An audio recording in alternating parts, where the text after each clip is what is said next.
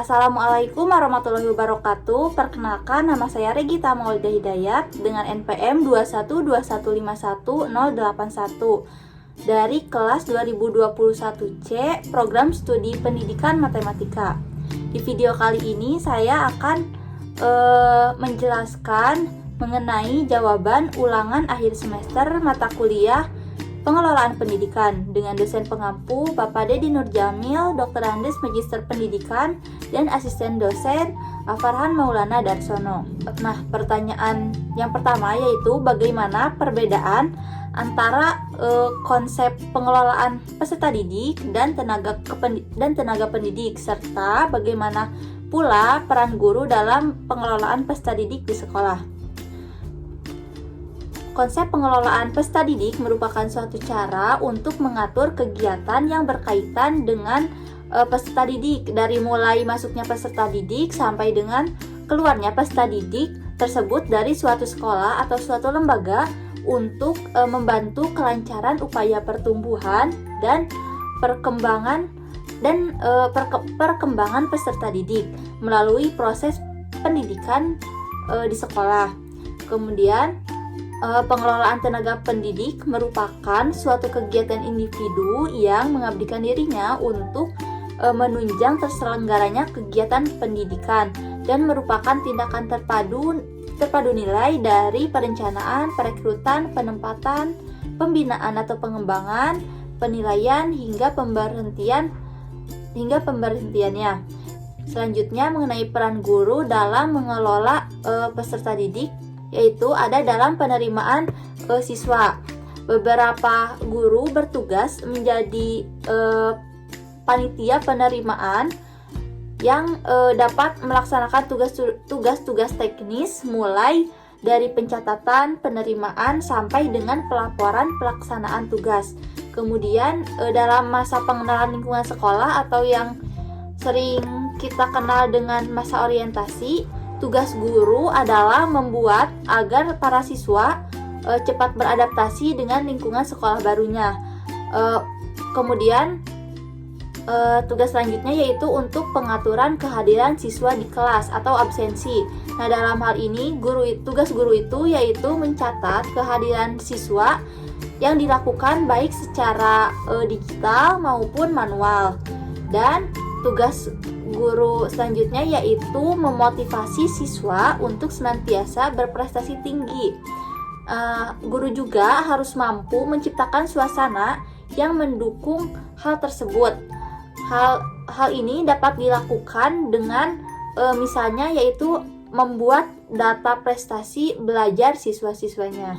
Soal nomor 2 yaitu mengapa kurikulum perlu diadministrasikan dan seberapa pentingkah kurikulum di sekolah.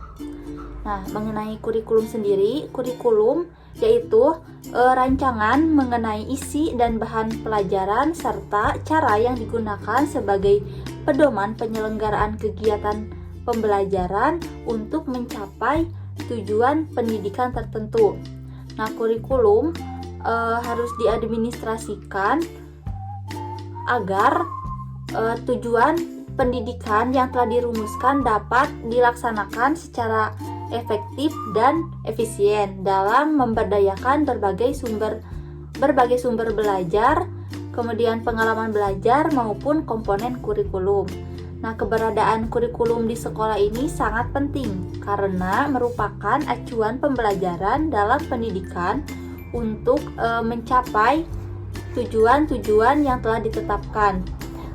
Apabila dalam suatu pendidikan tidak ada kurikulum, guru bisa saja mengajar sesuai keinginannya, tidak memperhatikan kaidah pembelajaran, dan karena itu bisa saja pengetahuan yang disampaikan oleh guru tersebut menjadi keliru dan menyesatkan peserta didik.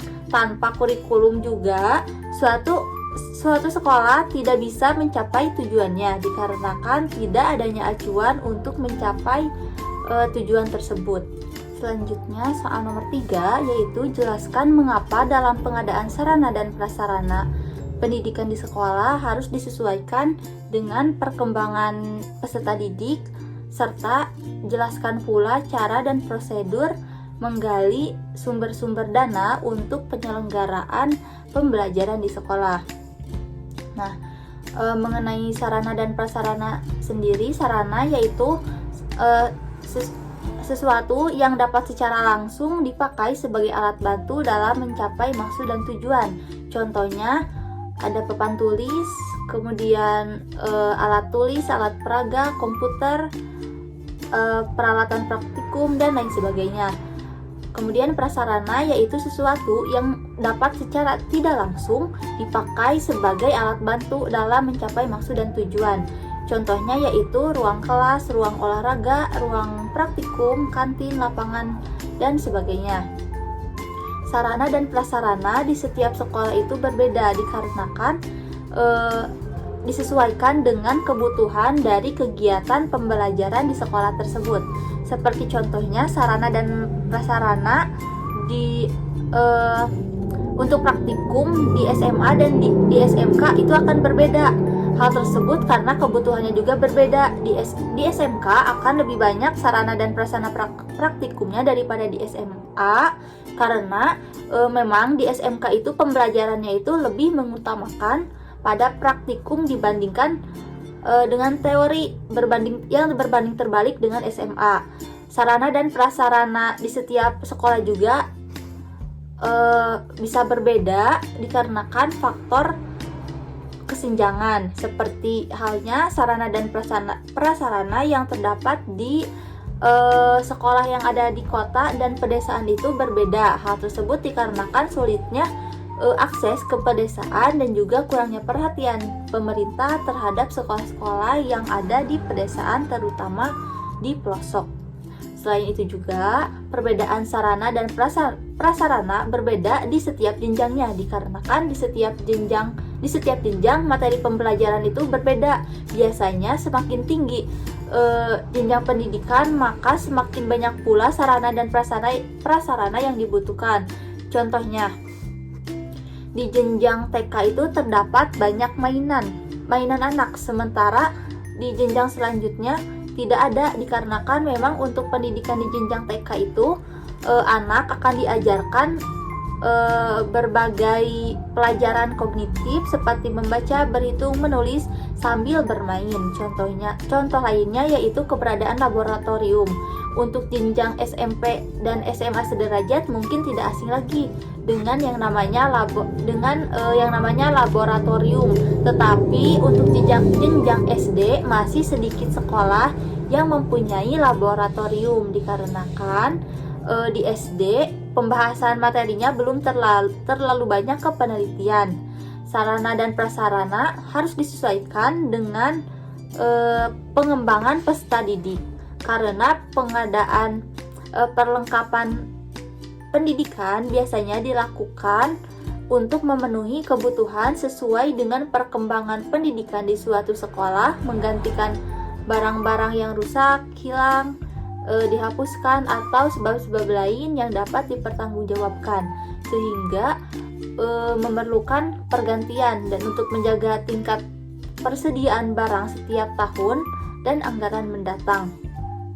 Pengadaan perlengkapan pendidikan seharusnya direncanakan dengan hati-hati sehingga semua pengadaan perlengkapan sekolah itu selalu sesuai dengan pemenuhan kebutuhan di sekolah.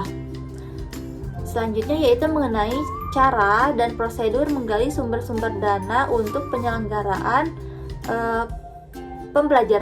pembelajaran di sekolah. Yang pertama ada dana dari pemerintah. Nah, dana dari pemerintah ini disediakan melalui jalur anggaran rutin dalam daftar isian kegiatan yang dialokasikan kepada semua sekolah untuk setiap tahun ajaran. Nah, dana ini biasa disebut dengan dana rutin, dan pemerintah juga untuk saat ini sudah memberikan dana BOS atau bantuan operasional sekolah yang diberikan secara berkala. Selanjutnya ada dana dari orang tua siswa. Pendanaan dari orang tua siswa ini dikenal juga dengan istilah iuran komite. Besarnya sumbangan dana yang harus dibayar oleh orang tua siswa ditentukan oleh rapat komite sekolah. Pada umumnya dana komite terdiri atas dana tetap bulan, dana insidental, dan dana sukarela. Selanjutnya ada dana dari masyarakat atau dana dari masyarakat. Dana ini biasanya merupakan sumbangan sukarela yang tidak mengikat dari anggota-anggota masyarakat di sekolah yang menaruh perhatian terhadap kegiatan pendidikan di suatu sekolah. Dana ini ada yang diterima dari perorangan, kemudian dari organisasi, dari yayasan, ataupun dari badan usaha baik milik pemerintah maupun dari swasta. Kemudian ada dana dari alumni yang diperuntukkan untuk membantu peningkatan mutu sekolah. Dana ini tidak harus berbentuk uang, tetapi bisa juga misalnya buku-buku, alat, dan perlengkapan belajar. Kemudian ada dana dari peserta didik.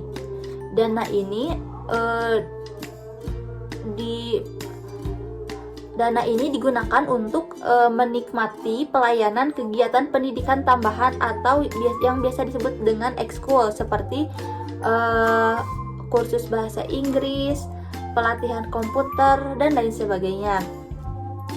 Dan yang terakhir yaitu dana dari kegiatan wirausaha sekolah yang dikumpulkan dari hasil berbagai kegiatan wirausaha sekolah yang pengelolaannya dapat dilakukan oleh staf sekolah ataupun para siswa, misalnya koperasi, kantin sekolah, bazar tahunan, usaha fotokopi, dan lain sebagainya. Selanjutnya yaitu nomor 4, bagaimana pendapat mengenai konsep kepemimpinan pendidikan efektif akan berpengaruh pada model dan karakteristik sekolah yang efektif. Dimulai dari kepemimpinan. Faktor kepemimpinan sangat diperlukan dalam mendukung proses peningkatan kualitas pendidikan karena gaya atau ciri-ciri perilaku yang ditunjukkan oleh pemimpin akan mampu mempengaruhi dan menggerakkan individu atau kelompok dalam organisasi yang dipimpinnya. Konsep kepemimpinan pendidikan efektif akan berpengaruh pada model dan karakteristik sekolah yang efektif karena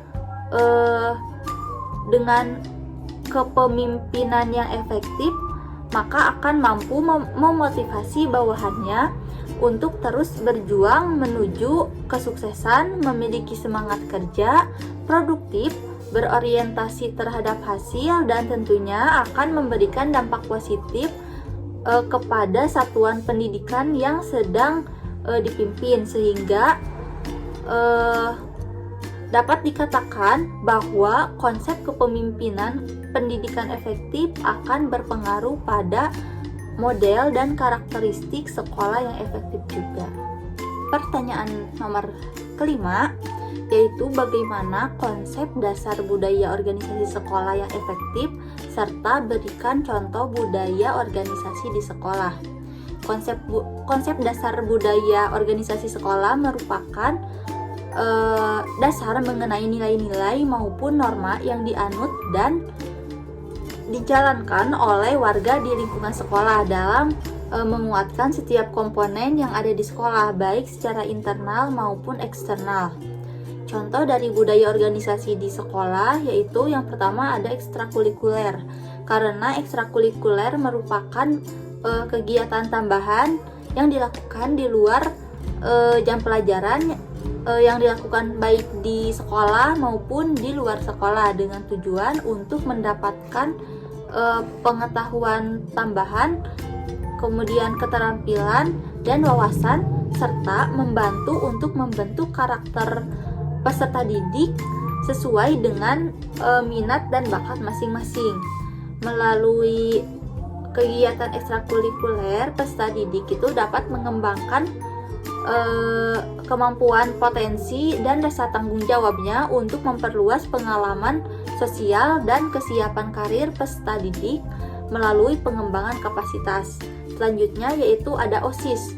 Nah, melalui OSIS, para generasi muda bisa belajar berkomunikasi dengan baik bersama orang-orang di sekitarnya. Bahkan para generasi muda juga dilatih untuk bertanggung jawab dalam melakukan tugasnya, termasuk melestarikan kearifan lokal di daerahnya. Pertanyaan nomor 6 yaitu apa itu TQM atau Total Quality Management dan bagaimana implementasinya? Total Quality Management atau disingkat TQM adalah upaya yang dilakukan untuk meningkatkan mutu dengan melakukan manajemen yang terpadu, dan dalam mewujudkannya diperlukan kerjasama dari semua instansi pendidikan. Nah, untuk mengimplementasikan TQM dalam institusi pendidikan yaitu dengan yang pertama memiliki kepemimpinan dan komitmen kepala sekolah terhadap kualitas. Kemudian yang kedua, memenuhi harapan dari guru, staf, siswa, maupun orang tua. Yang ketiga, dapat membentuk tim pengembang sekolah atau kurikulum. Selanjutnya yaitu mengikuti seminar, workshop, dan bimbingan teknologi manajemen. Yang selanjutnya membuat analisa tentang kekuatan atau strength, kelemahan atau weakness, ada kemudian juga peluang atau opportunity, dan tantangan atau threat yang dihadapi oleh lembaga sekolah. Selanjutnya yaitu mengadakan studi banding, menempatkan konsultan pendidikan dari dinas pendidikan, kemudian memberikan training staff kepada staff. Selanjutnya menciptakan komunikasi yang berkualitas dan juga menggunakan dan mengembangkan alat serta media pembelajaran melalui kerja secara efektif. Sekian penjelasan mengenai jawaban ulangan akhir semester mata kuliah pengelolaan pendidikan dari saya. Mohon maaf atas kekeliruan dan kesalahan dari saya. Cukup sekian. Wabillahi taufiq wal hidayah. Wassalamualaikum warahmatullahi wabarakatuh.